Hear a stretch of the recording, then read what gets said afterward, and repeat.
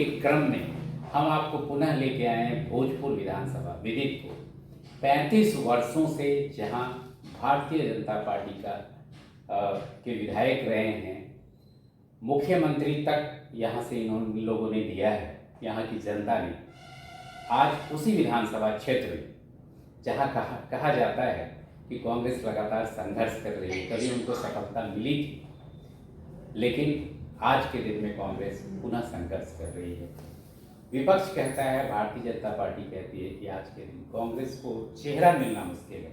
उसी विधानसभा में आज हम कांग्रेस कितनी संघर्ष कर रही है और कितनी मजबूत हो रही है इस विधानसभा क्षेत्र में, रायसेन जिले का यह भोजपुर विधानसभा। सबसे पहले यहाँ के परिचय करा रहे हैं हमारे साथ वरिष्ठ कांग्रेस नेता हैं। एक परिचय आपका हमारे दर्शकों से।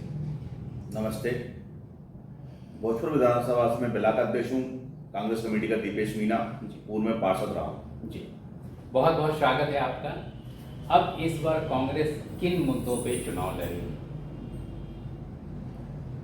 कांग्रेस भोजपुर विधानसभा में कांग्रेस को यहाँ के लोकल के जो मुद्दे हैं, बेरोजगारी सबसे ज्यादा, यहाँ के लोकल के लोगों की बेरोजगारी चरम सीमा पे है जी। दूसरा, जो क्षेत्र में कॉलेज की युवाओं के लिए कॉलेज जो होना चाहिए, कॉलेज नहीं है, यहाँ कॉलेज की बिल्डिंग नहीं बन पाई जी। ग्रामीण क्षेत्रों में जाओगे, स्कूल हैं लेकिन स्कूलों की व्यवस्थाएं बहुत दरानी है जी। फिर चले जाओ आप जो गांव हैं, कुछ किसानों का मुद्दा, अपन किसानों की बात पे आ जाते हैं, तो किसान को जो जमीन है, जिनके स्टाफ डैम बनने थे, रपटे पुल बनने थे, तो वो भी सरकार ने, माननीय विधायक जी ने ये चीज नहीं करवाई, तो किसान भी बहुत परेशान है क्षेत्र के। मतलब शिक्षा, रोजगार, इन्हीं मुद्दों पे इस बार कांग्रेस चुनाव लड़ रही है। आदिवासी बहुल क्षेत्र कहा जाता है ये। आदिवासियों को लेके आपकी क्या सोच है, क्या योजनाएं हैं कांग्रेस की? मध्य प्रदेश में बीजेपी की गवर्नमेंट रही, आदिवासियों को उनने जो करना चाहिए था क्षेत्र में, आदिवासी रायसेन जिला और सीहोर जिला आदिवासियों को क्षेत्र से सबसे ज्यादा जाना जाता है, वो राजधानी से जुड़े हुए हैं। माननीय मुख्यमंत्री का क्षेत्र भी आदिवासी एरिया में ज्यादा लगा हुआ है जी। जो चीज आदिवासियों को देना था, लेकिन वो क्षेत्र यहाँ की गवर्नमेंट नहीं दे पाई आदिवासियों को। तो आप क्या कर रहे हैं, आप क्या सोच रहे हैं आदिवासियों को लेके? जो ग्रामीण क्षेत्रों में आज भी जो रोड बीजेपी गवर्नमेंट नहीं दे पाई, वहां आदिवासियों का, हम कांग्रेस की गवर्नमेंट आएगी, आदिवासियों का आने जाने का जो रास्ते बंद है, उनको पानी की व्यवस्थाएं नहीं है, गाँव के अंदर रोड नहीं है उनके, हम कांग्रेस सरकार आने से उनको वो करवाएंगे। पूर्व में भी कांग्रेस की गवर्नमेंट रही तो कांग्रेस की तरफ से उन्हें पट्टे दिए गए थे, उन्हें जमीन जायदाद दी गई थी, तो आज वो किसान हैं, लेकिन उनके लिए लाइट नहीं है क्षेत्र में। वहाँ फॉरेस्ट का कुछ एरिया पड़ा हुआ है, गवर्नमेंट उसमें कह देती है कि साहब ये वन विभाग का है, लेकिन साहब सेंट्रल गवर्नमेंट भी आपकी है, मध्य प्रदेश गवर्नमेंट भी आपकी है, तो लाइटों की व्यवस्था है। किसानों के जो आदिवासी हैं वहाँ के, जमीन तो है उनके पास, लेकिन कुछ नहीं कर पा रहा है। आज वो नौकरी के लिए आते हैं तो पीठे पे बैठते हैं, किसी की दुकान पे आके काम करते हैं, आदिवासी ऐसे। आज हम आपको बात करा रहे हैं मंडी में, मध्य प्रदेश का महत्वपूर्ण औद्योगिक क्षेत्र आता है, और इसी के कांग्रेस के प्रखंड अध्यक्ष श्री दीपेश मीना जी से आपकी बात हो रही है। अगर आपके कोई प्रश्न है तो कमेंट बॉक्स में लिखना न भूलें। कहा जाता है कि कांग्रेस ही कांग्रेस को हरा रही है आज के दिन में, और पिछले 2018 से उठा के देखिए, जीतते तो लोग कांग्रेस से हैं, लेकिन दामन दूसरे पार्टी का थामते हैं। तो ये जो अंदरूनी गुटबाजी है, इससे कैसे निपटेगी, कैसे समन्वय बैठाएंगे? आप अध्यक्ष हैं, यहाँ स्थानीय समन्वय कैसे बैठाएंगे आप अगर प्रत्याशी का नाम घोषित होता है? सर, वो प्रदेश की राजनीति में जो गुटबाजी चल रही है, मेरे को तो नहीं लगता, लेकिन ठीक है, कुछ नेताओं। भोजपुर में गुटबाजी नहीं लग रही है आपको? नहीं, भोजपुर में कोई गुटबाजी नहीं। माननीय सुरेश पचौरी जी के आह्वान में भोजपुर में जिसका भी टिकट होगा उन्हीं के आदेश पे होगा और वो चुनाव लड़ेगा।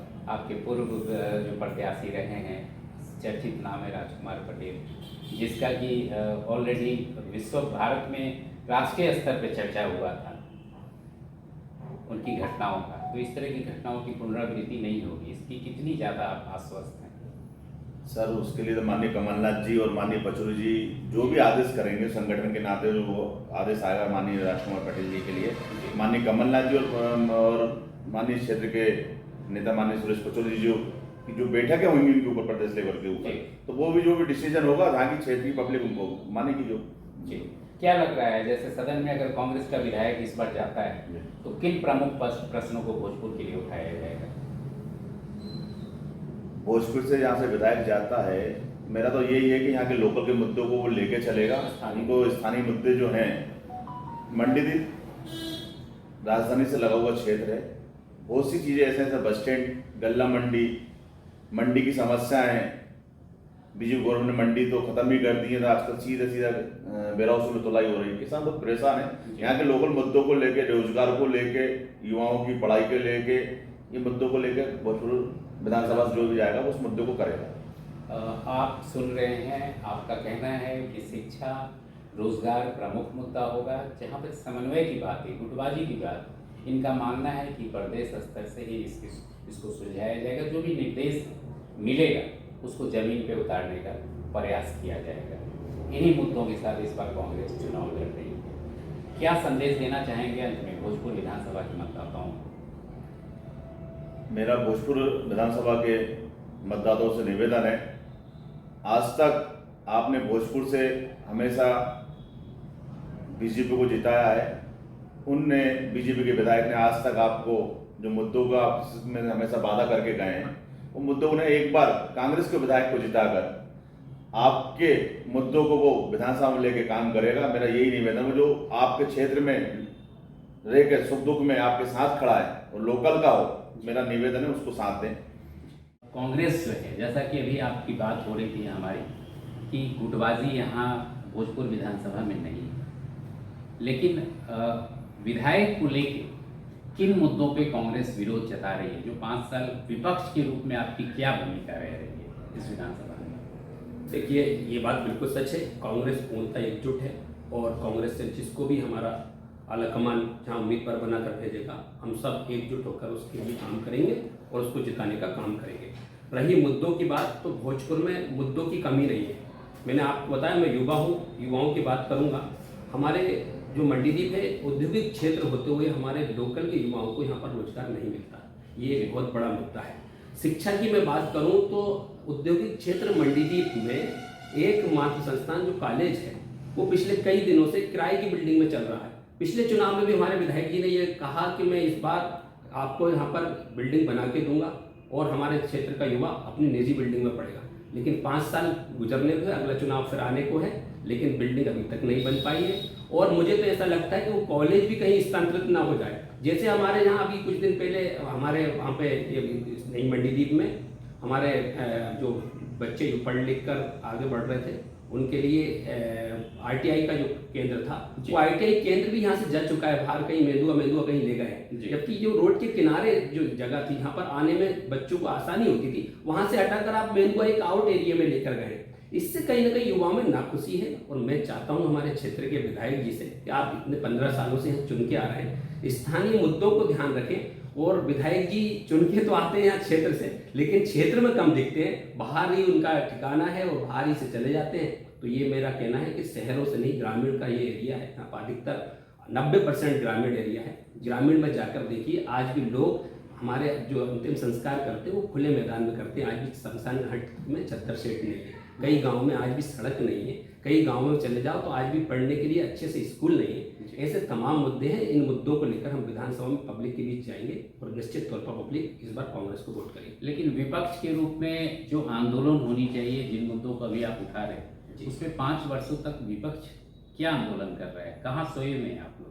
नहीं, आपको मैं बता दूं, मैं युवक कांग्रेस का कार्यकर्ता हूं। हमने समय समय पर हमेशा खुलकर, क्षेत्रीय विधायक जी मंत्री थे तब भी विरोध करा और विधायक हैं तब भी हम विरोध करते हैं। हम मुद्दों को लेकर विरोध कर रहे हैं, हमारा किसी नेता का विरोध नहीं है, लेकिन मुद्दे जो क्षेत्रीय हैं, जो समस्या से आज पब्लिक जूझ रही है, उनको लेकर हम समय समय पर हमेशा मुद्दे उठाते आए हैं, लड़ते आए और आगे भी हम उन मुद्दों को लेकर लड़ेंगे और पूरी ताकत से इस बार कांग्रेस को जिताने का काम करेंगे।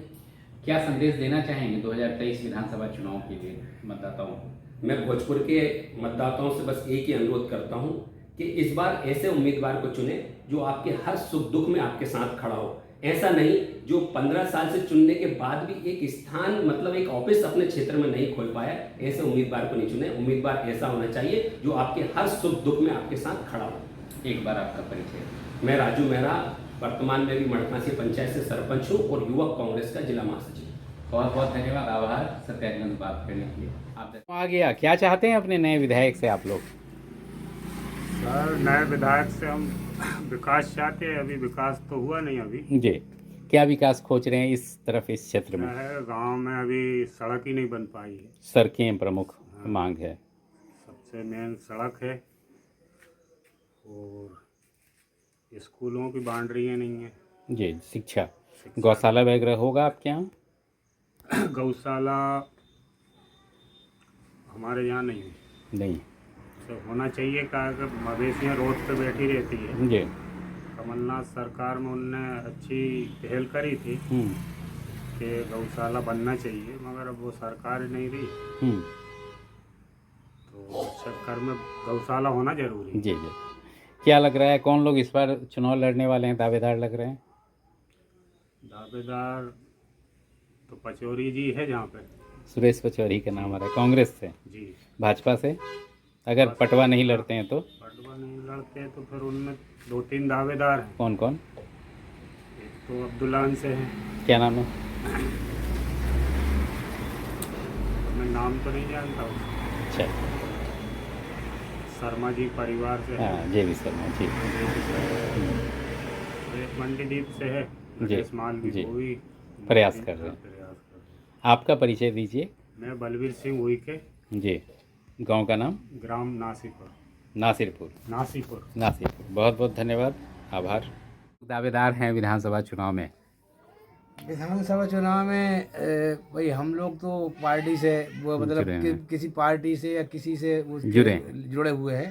तो हम लोगों की वो सोच और ये है कि पार्टी जिसे भी कैंडिडेट या उस करेगी तैयार, हम उसके साथ हैं और हम पार्टी के साथ हैं। मान लीजिए सुरेंद्र पटवा इस बार चुनाव यहाँ से न लड़ें तो दूसरे किसी प्रत्याशी का नाम आ रहा है क्या यहाँ से? अभी तो नहीं आ रहा है, बाकी तो लोग उछल के तो आ रहे हैं। किसका? वैसे गौरी शंकर नागर जी हैं। वो तो गौरी शंकर नागर तो कांग्रेस से ना? नहीं, बीजेपी से। जी, बीजेपी से। जी। JP शर्मा जी हैं, जोधा सिंह गढ़वाल जी हैं। जी, इन लोगों का नाम का चर्चा हो रहा नाम का है। चर्चा चल रहा है। एक बार आपका शुभ नाम? रामफूल पोरते, गांव का नाम? गौतमपुर कॉलोनी, ग्राम पंचायत गौतमपुर कॉलोनी। बहुत बहुत धन्यवाद। विधानसभा चुनाव आ गए, इस बार भोजपुर में मतदाता नए विधायक से क्या चाहते हैं? आने वाले विधायक से क्या उम्मीद लगा रखे हैं? आने वाले विधायक से यही उम्मीद है आम जनता की कि विकास कार्य में जो गति में तेजी आना चाहिए, जी, महंगाई पे नियंत्रण होना चाहिए, यही जनता की अपेक्षा है। इस क्षेत्र में क्या ऐसा चीज़ है, मतलब विकास की आवश्यकता लग रही है? क्या ज़रूरत है विकास की इस क्षेत्र में? इस क्षेत्र में पहले तो मैं जहाँ पर रहता हूँ उस पंचायत में जी, SC ST के लोग हैं, जी, उनकी जो कि कांग्रेस गवर्नमेंट ने 750 एकड़ ज़मीन दी थी, जी, उनके पट्टा ना होने के कारण जी, पट्टा मिले तो बीज खाद या जो भी बैंक से मिलता है लोगों को फ़ायदा, वो नहीं मिलने के कारण बड़े परेशान लोग हैं जी। कि तो वो मिले। कोई भी विधायक हो या शासन से यही अपेक्षा है कि SC ST के लोग को वही पट्टी का दिया मेन वो मुद्दा है। जी। कौन लोग इस बार चुनाव लड़ने की संभावना लग रही है इस क्षेत्र से? इस क्षेत्र से अभी संभावना तो दोनों पक्ष के ओर से ऐसा लग रहा है जी, कि कोई कहता है कि JP शर्मा को टिकट मिलेगी और दूसरे कांग्रेस से राजकुमार पटेल की संभावना है। आपका परिचय? मेरा है कैलाश लोभानिया, गौतमपुर कॉलोनी से पूर्व सरपंच। जी, बहुत बहुत धन्यवाद, आभार।